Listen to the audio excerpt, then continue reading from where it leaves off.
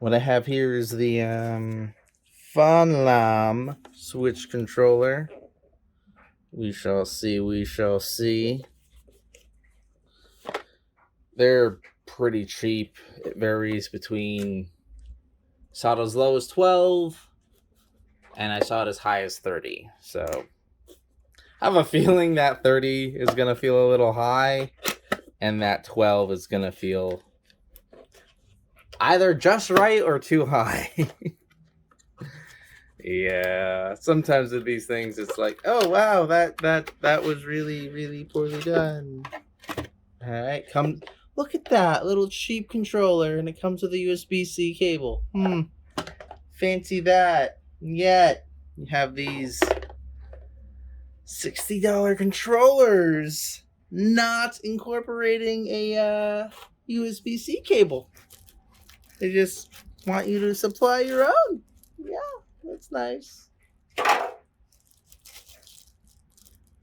Okay, I guess it's searching. Da da da. It's actually pretty sleek. Feels a little thin, but good. All right, let's see here. Oh, totally membrane. Quiet membrane. Yeah, membrane.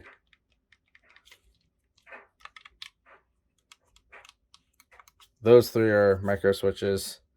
Membrane. Obviously micro switch.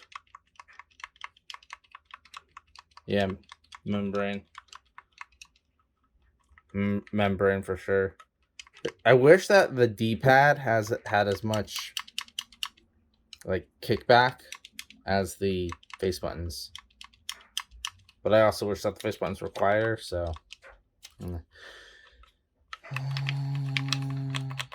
right. Oh, back buttons. Quiet micro switch. I guess that's the pairing button, maybe. That's a switch for something.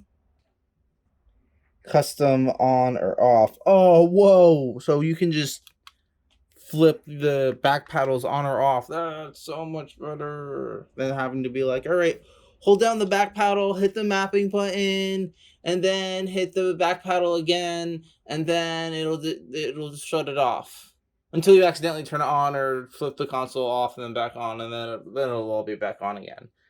Hard switch, just on off. There you go. You want it off, you just flip it off.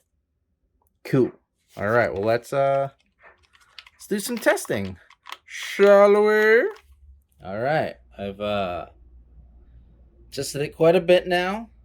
Played it on Smash, Mario Kart, Splatoon, Mortal Kombat. The D-pad was fine, and it's a weird D-pad because like it's a D-pad, but it's shaped, designed as if they were individual buttons, but it's not. It's just a weird design. The sticks are great. The buttons are all good. Triggers, shoulder buttons, good. The mappable back buttons are fine.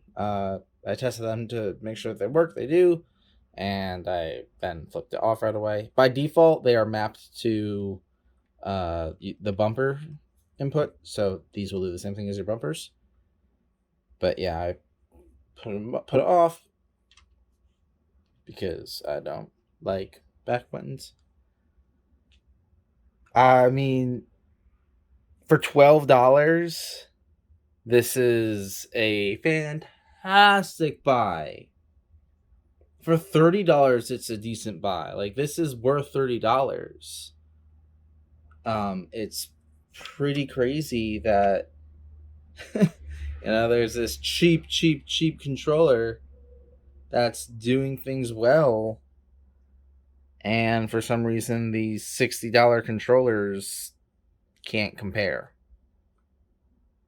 But yeah, as far as whether it's worth getting, the Fonlam Switch Pro controller, definitely worth getting. Oh, and the error rate on the Circularity was 14.4 on the left and 17.8 on the right, and the polling rate was 62.